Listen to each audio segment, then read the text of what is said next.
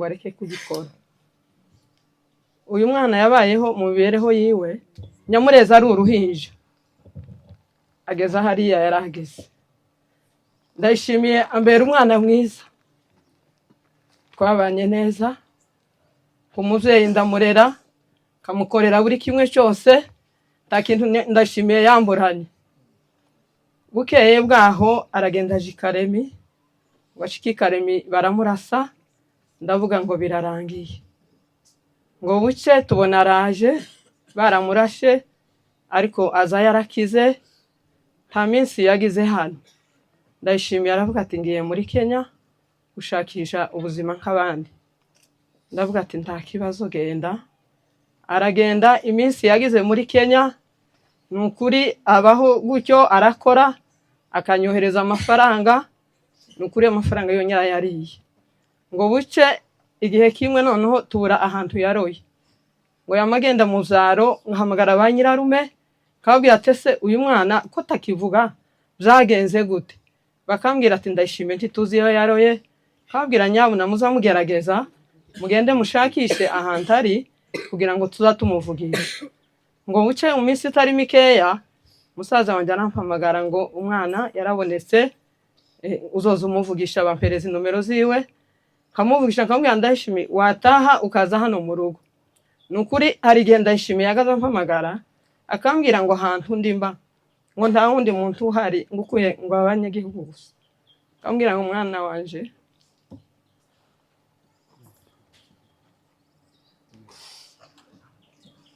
ngambwira ngo ngwino uze mu rugo, nukuri ko turajya tugasigaza Ndayishimiye.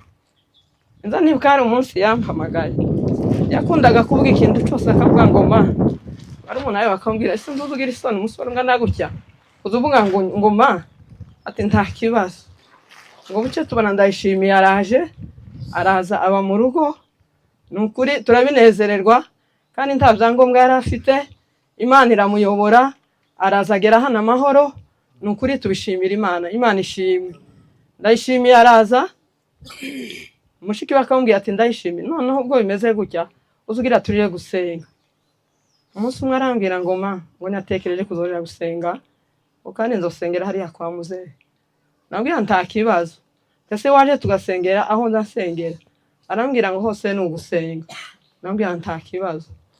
Ndayishimiye ikintu yagazambwira, nukuri uko mushiki wavuze, Ndayishimiye ntiyogiye gusenga atamwiyo ni muhezi ituru. Ico ngishimira mu Imana, Imana yakoze ibitangaza. Nukuri nshimiye abantu bose baje kwizinza uyu munsi wa Ndayishimiye. Sinari nzi yuko Ndayishimiye yobona umunsi umeze gutya. Ubu ni ubukwe bwa Ndayishimiye mwabantu. Nukuri ibi ni ibirori byateguwe n'Imana, ntabwo zateguwe n'umwana w'umuntu. Twari tuzi kuri uyu munsi kuko twohagara Ndayishimiye ari umuranga. Ariko kubera ariko Imana yabitegetse, Imana ihabwa icyubahiro. Ikindi nukuri nshimiye abaturanyi. Mfite abaturanyi beza. Ibi byamaze kuba byarantunguye cyane. Ndayishimiye yiriwe muzima ariko wa mbere ndateka ararya bisanzwe, ngo abe kuwa kabiri arabyuka, yagaza arara kwa muzehe Pasiteri Ngendahayo, nawe ndagushimiye kuko wamucumbikiye. Imana iguhe umugisha. Ngo bice mu gitondo araza cyo kuwa kabiri, araza bisanzwe, turateka, mushiki we ngo mare guteka, arambwira ati se kutahaye uzangurye bimeze gute? Arambwira ati ko ndumva ndwaye, banza ureke mbanze ndyame gato ndarye. Arahantu nari nagiye, ngaruke nyamagenda mu cyuma ndambwe se Ndayishimiye kudahaye uza ngo turye, ndi ngwino turye. None muri ako kanya ngo mare kumbwira ngo kwa ngo ameze nabi, naje nyumva nta mfite kurya. Umunsi wiri utetse mu ibakure, n'abari umunawe bose nta muntu wigeze arya. Kabwira se mwabana mwe mwabaye gute? Bakambwira ngo ntakoma. Nukuri naho n'urufu rwari mu murimo. Ngo mare ngo habe nijoro, ise ntabwo yariwe mu rugo. Araza asanga umwana ko araruka, ubwo yamatangira kuruka, araruka kugeza aho twavuze ngo reka turebe Nyaki, nawe ndagushimiye Imana iguhe umugisha. Nyaki zaraza aramupima, aravuga nta malaria abonye. Aratubwira ati ubwo bimeze gutya, reka tujane umuntu ku bitaro. Shaka abasore baraza, she nawe ndagushimiye, Imana iguha umugisha. Nukuri ngira abaturanyi beza, turagenda ngo tumare kugera ku bitaro, muganga aravuga ati se uyu muntu ko duha tubona ameze nabi ni gute gito mutamuzanye kare? Turamubwira ati umuntu yafashwe uyu munsi none niko bimeze, washake umutsi arahura. Mukanya hamagara undi muganga ati ngwino hano turebe umuntu bazanye hano ko turabona atameze neza. Ako kanya bahamagaye ambulance iraza. Papa she ndagushimiye nawe, Imana iguha umugisha. Yaraje nukuri aradufasha, bajana na muzehe baragenda ngo baje kugera Ingarama, zari 5 z'ijoro. Bageze muri agence Ingarama baraduhamagara ngo ararangije. Muri jewe ntabwo nabyumvishe pe, kandi ntabwo nabyakiriye. Naravuze ngo wa Mana uko kandi ibi bitubayeho, uyu mwana wacu n'imfura ya gatatu apfa gutya, ntabwo tuzaturwaza. Twavuye muri zura twafushije abandi babiri kandi bagapfa batarwaye. Nukuri nari nzi ngo iki kintu cyarashize, ariko kirongera kiragaruka. Ariko uko n'Imana yabiteguye, abana b'abantu bazategura kwabo, ariko Imana yo ikaba yateguye. Imana ishimwe. Ikindi pastor shimiye itorero ryanje. Pastor nukuri ndabashimiye. Zamaze kuba abapasiteri banje baranyegera, baraza, twaraye twicaye mu nzu, Imana ibaha umugisha. Ababyeyi baraza, abana baraza, nukuri turicara kugeza mu gitondo. Mu gitondo cyo kuwa gatatu baraza. Nukuri njewe kuko natekerezaga nagaza ngo semana yanje ndashimiye utaragizaho yirubura uko bizagenda, utakambira ngo kwirura nta kibazo, undacari ko ndeba ngo njewe nzahitamo aho nzirubura. Ibyo nazo ndabishimira Imana. Aho yasengeye yagaza agenda agasenga, igitaramo cyaba akagenda gutarama. Nukuri nshimiye abapasiteri bacu kuko bafashe uyu mwanya. Imana ibaha umugisha. Nukuri iyo bataza gufata uyu mwanya zenda nyababaraga kandi nkagira agahinda. Ariko abapasiteri banje nukuri batubereye abavyeyi beza, kandi twarishimye, umutima wanje urishima kubona ndayishimiye ngo abonye ubukwe bungana gutya. Ubu nibwo bukwe bwiwe. Umuntu wese watanze amatike yiwe akagera ahangaha, Imana imuha umugisha. Ikindi nukuri nshimiye umuryango mugari w'abagorora, baratabaye bamaze kumva ko bibaye, baraza turabana turafatikanya. Ni byinshi batakaje kubw'uyu mwana, ni byinshi batakaje ku bwacu. Imana ibaha umugisha. Ikindi ndashimira ba nyirarume, abatahurwa, aho mvuka, umuntu wese watanze amatike yiwe kugira ngo agere hano kuri uyu munsi wandayishimiye. Imana imuha umugisha. Ikindi nshimiye Imana nukuri nshimiye abantu bose baje, hariho abamuzi hariho atari bamuzi, ariko kuba Imana yabagiriye neza bose bagashika hano, Imana ibaha umugisha. Mwifurije uruhuko ridashira. Murakoze. Imana yari yarabonye yuko azaza gupfira inaha. Agiye muri Kenya yaramaze imyaka nimba ari 8 nimba ari 7, ntabwo nibuka. Agera gutya arongera araza, turamuhamagara ndishimye ko maze igihe muri Kenya, bazaje kongera kandi kudusura uko tugukumbuye. Ndishimye araza, Imana iramufasha, nta byangombwa yari afite, Imana iramufasha araza agera hano aradusura. Yageze hano ahamaramo ukwezi, aragenda ajya gusura kwa ba Muyomba, naho hamara wenda mu kundi kwezi, aragaruka aza hano mu rugo. Ndashimiye, yarangagwa n'urukundo, yagiraga urukundo, yari umuntu uca bugufi agakunda abantu. Mu gihe gitoya ikintu ngiye cyantangaje nuko Ndashimiye yahindutse pe. Ndashimiye ari umuntu yarahindutse. Gake yajyaga gusenga akambwira ngo muhereze amafaranga ngo atange ituro buri cyumweru, buri wa gatandatu yarambwira ngo ejo ku cyumweru ngo afite abashitsi, muhereze amafaranga atange ituro, kubera ko hano nta mirimo yari arimo akora. Akambaza ngo se ubona amafaranga ngaho ufite kugira ngo nanjye tuyagabane zatange ituro, njye kwiyogoshesha mbere neza azajya gusenga. Icyo kintu kinkora ku mutima. Hari n'igihe naramubashije nawe se Ndashimiye kuri imyaka amafaranga y'ituro kuko urasenga. cyangwa se utura amafaranga angahe. Icyo kintu yakoze mu gihe gitoya gihe cyankoze ku mutima cyane. Yarambwiye mu buzima bwe ngo iyo agiye gusenga ngo yanga kujya gusenga ngo adatanze ituro. Rero ndashimiye, yari umuvandimwe wanjye, yari inshuti ikomeye muri njyewe. Abavandimwe twabanaga i Kabuga barabizi, abanyamasengesho. Hari n'igihe nababwiraga mumfashe dusengere umuvandimwe wanjye, bakamfasha tukamusengera no kugira ngo wenda ngo aze. Hari n'igihe yaje ari i Kabuga ndamujyana mugeza kwa pasiteri, pasiteri aramusengera, aramubwira ati nubona n'umwanya uzongera ugaruke kandi tuganire. Ariko nyine umwanya ntiwaboneka. Ariko mu gihe gito ikintu cyanshimishije ni uko ndashimiye yakunze ikanisa, yegera abantu, yegera ibintu by'Imana. Arira muri Kenya hari ahantu yari yaragiye mu cyaro, twumva amakuru yiwe hose. Ndashimiye ko yagiye abaha nk'ahantu ari wenyine, ariko kuba yaragarutse umuryango ungana gutya tukamushingura, ibyo byankoze ku mutima cyane. Nabonye ikirero cya ndashimiye, narimo ntekereza se aba bantu bitabiriye, aba bantu baje kudufasha, aba bose ni abantu bari bazi ndashimiye, cyangwa se ni inshuti za ndashimiye, ni inshuti zacu. Rero Imana yo mu ijuru ibampere umugisha. Ikindi ndashimira abantu tubana, umuryango tubana hari i Kabuga bambaye hafi cyane, ndabashimiye cyane. Hari abangejeje itorero rya Fosco y'i Kabuga, ndabashimiye cyane. Baramperekeje bakimara kumenya yuko nagize ibyago, turaza n'abageza hano. Ndabashimiye kugeza n'uyu munsi turacyari kumwe, ntabwo bigeze bantererana. Nabo ndabashimiye cyane nk'uko mwambaye hafi, mwaradufashije, mwagaragaje ibikorwa byanyu. Nabyo narabibonye, haba mu mafaranga, haba kutugeraho, ibikorwa byanyu twarabibonye. Rero Imana yo mu ijuru bambere umugisha mwese, amen. Wanahindura ibyiza.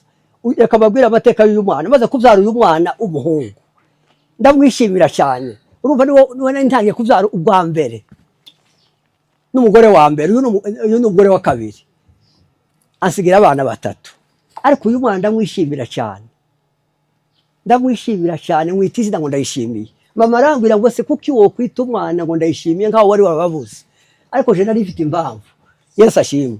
Data ni ikinege, nari nkeneye kubyara abahungu benshi. Data yavutse ari umwe n'abakobwa, abakobwa b'abanyamurenge ntazabaharura. Ariko ubu ngubu batwiye akamaro, ariko kera ntibabaharuraga. Kwiye kuvuga ukuri. Yesu ashimwe. Reka mbabwire uyu mwana njyewe nanga kubesha. Nzabona n'uyu mushuti wanje w'Kinshasa nawe niko akoze. Nangaje kuvuga ngo besha. Uyu mwana yabaye nk'acyagisambo.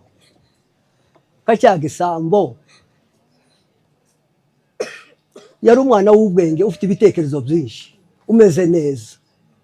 Noneho hari ukuntu muri Kenya yagiye asa n'ugasaniwe cyane. None ifaranga arahomba. Amaze guhomba asa nko kwiyahura, aja mu nzoga, aja mu byaha. Bwa bwenge yari afite burahinduka. Yari atuze umupfakazi wacu biriya. Noneho ifaranga zimaze guhomba asa n'uwiyahuye, aja mu byaro, asa n'ugenza uko bidakwiriye. Aja mu byaha, aja mu nzoga. Bazaga bambwira ngo buri munsi yagarukira gupfa. Njye nanga kubesha. Ninga cyagisambo, n'Imana imugiriye imbabazi. Yesu ashimwe. Tumubwiye gushaka ntiyabyitaho cyane. Aravuga ngo azoshaka, naragiye muri Amerika. Yaramaze kumenya ubwenge, ntiyari umwana mutoya. Ariko uwo mwana yagiraga ubwenge, ntiyavugaga menshi, ariko akadukosora. Ubu yari yaje mu rugo, yasanze urugo kubera ntazakunda kugenda, hari amafuta, hari akaza. Bari ubunabi ntaza avuga amagambo menshi, yavugaga ijambo rimwe. Ni umuntu w'imbaraga. Bari ubunabi bakaba babirukira kure. Urugo asa n'urusize ku murongo. Noneho twagendana nkumva afite ifyeri. Yesu ashimwe. Ni ukuvuga niho yari agikizwa. Kandi ngo amare gukizwa akundaga akarisa kabaha ngaha. Haba agatoro kabaha inyuma. Hano batwinye gusengera mu rusengero, ariko badoha gusengera hanze. Uwo mwana yamakundaga akarisa kabaha hirya. ngo nakanisa k'ububyuke akabira ngo yabonye itorero kavuga ati si ryo torero ni irihe ararikunda cyane umutima we buri kanya nuko abaye gacyage samuje nanga kubesha ngo mvuge nani yari yandavuye yarigiye mu byaha n'Imana imugirira imbabazi Yesu ashimwe kandi noneho iyo umwana agwa mu mahanga wumva nasigaye imfubyi zitatu iyo agwa mu mahanga no kuvuga ngo nari mbaye ubwo urukoza soni gusigirwa imfubyi abana bagashira bose akagwa mu mahanga noneho icyatumye ntagenda narakimubwiye arambwira ati se yari afite ubwenge kuki usenga Imana uko umunyabwoba namubwiye ngo impamvu ntajya kukureba nari gukunze ariko icyatumye ndagenda nari mfite ubwoba uba andusha amayeri ngo umuntu usenga Imana agira ubwoba twari twavuganye ugira ubwoba akavuga ijambo rimwe ariko nkumva aransinze yaratangaye ko azi ko ni igihange nkunda Imana ariko ngo yumve ngira ubwoba arahumirwa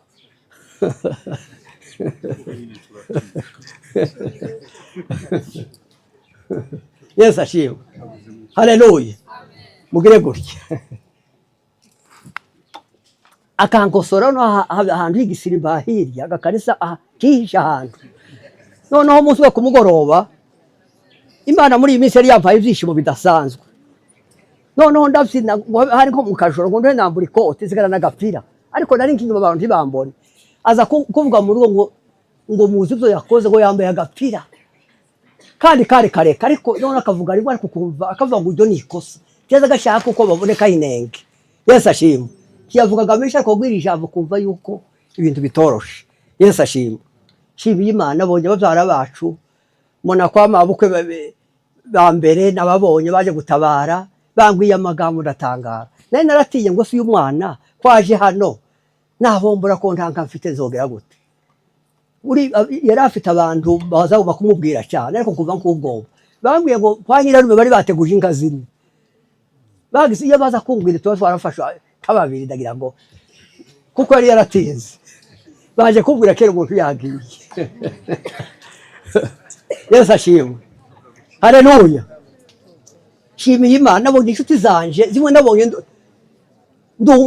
twakoreye turabana nk'aba ngaba uyu nguyu aza amafuti yanje turabanya gushasha bakera bakavukira nababonye abantu bakamperutse muri zura abandi mperutse ndi umwana mutoya baje gutabara bavyara banje abandi b'imiryango abandi nabonye n'abazayoni byanejeje cyane Yesu ashimwe nabonye abantu benshi cyane Yesu ashimwe ariko iri torero noneho ry'inkuru ziza ryatubereye igitangaza noneho uyu mwana yarafashwe vuba bazagwanirwa n'amakarisa abiri abapasiteri baraje barambwira nje bazi ko ndi kuri zawe kandi naramashije iyo numvise gitwaza niko byo kubavuza ngo Imana yahageze amakarisa abiri aravuga ngo ese twebwe turogira gute ariko inkuru ziza baba bitanguza ndavuga ati aba bantu reka bisunga bafite urufaranga reka oya reka ndine nta kibazo ngo urumva yakwiye kuvuga Yesu ashimwe kwiye kuvuga isese bikamvamo mugire gutya Yesu ashimwe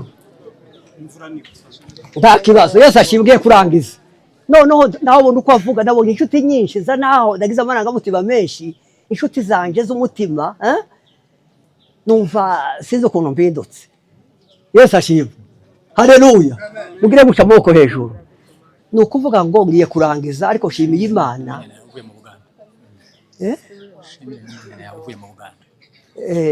harizo nanibagiwe noneho ndi umusaza umwana yarerutse gushakwa muri iyi minsi ya vuba shimiye n'abana yanje bavuye mu Bugande nuko bagenda mubonye urumva izo bintu byanejeje cyane Yesu ashimwe natangajwe nuko abantu ukuntu baje noneho urupfu baruhinduye ubusa kubera kubona abantu urupfu bamarukandagira na Satani yakozwe n'isoni Yesu ashimwe noneho umwana amaze kunshikanira mu maboko narasenze nahise umugoroba nari mvuye Nyagatare nahoze mpahira umwana umugemurira sanga mu kagoroba yari umwana ufite imbaraga barya bakoresha byazumba afite zabise akomeye sanga ari hanze ko arataka ariko sinibwiraga urupfu ntabwo nahoze nibwira urupfu mwinjiza mu nzu noneho hamaze akanya gato aho nayo utangiye kwinda bikomeye mbona none ko araruka kama agashora aje mwibase nkabona yo kwama avungagurika nabona atewe iki kintu ntari nizeye ko ku muntu yo kera mbona urupfu rwabaye duhamagara uriya mwana w'umukobwa biranga tuje hariya biranga naramubwiye ngo ndayishe ukuri urampe mukiye narahombewe niho mbonye umuntu kuvuga ngo umuntu yabapfa urampe mukiye urapfuye uko ni gute gutya buke gutya afa mubona ndasenga birananirana ariko sanga n'ubushake bw'Imana Yesu ashimwe haleluya kuko izo nize izo narize kazagira ngo narinzi ko umuntu ukomoka iwaje no musengera akagaruka kuko nta kindi nekize imbere n'Imana ariko naho zasenga numva amasengesho kwa kaza numva ntacha kwa rusho kuremba pamagara abandi bayumbe bamwe pi no kumbe n'Imana yabipanze Imana yari yabipanze ariko Imana amukundaga cyane hari ibintu yaza kosora mu rugo kandi yavugaga amakariko yavuga ijambo Yesu ashimwe yari imfura yaje ko yabaye nka murumuna ari ibintu kumva umutima wanje urahumuritse ariko kandi sinarizi ko yopfa izo sinarimbizi ico narinzi gusa ikintu Imana yarampishe ubukwe bwiwe bwari bwaranzinze kandi dufite abantu muri Amerika ariko kuvuga mbona ubukwe umukazana ico kintu nkabona ico kintu sinkiyumve kandi je uko nare iyo ndiyumvisha mu kintu tikiza kiba reka ndakure kure cyane nshimiye Imana abantu badutabaye Yesu ashimwe no kuvuga ngo ubwoko bwacu hari ukuntu turusha abandi bose ku isi gutabarana Yesu ashimwe haleluya gutabarana kuri mwamvuye ibisebe nuko njyawe nzandira umunsi umwe narize umunsi umwe ubu sinorira ntabwo nasakorera kuko nabona amva umwana undusha imbaraga ufite ukomeye mbona hashira umwuka niko guhumura narahumiwe naje ngerageze gusenga tabaza abantu birananirana ariko nta kundi ubu niho nategereye nyuma nsanga none n'Imana yabishatse ariko iyo aza kugwa mu mahanga nobaye igiseko kwisi kuri jewe no kuvuga ngo Imana ibimpegukiye Imana yaza kugwa mu mahanga Imana iba yarampegukiye ndi umukiranusi wirinda ikibi n'ikiza ariko kuvuga ngo yaza kugwa mu mahanga cobaye igiseko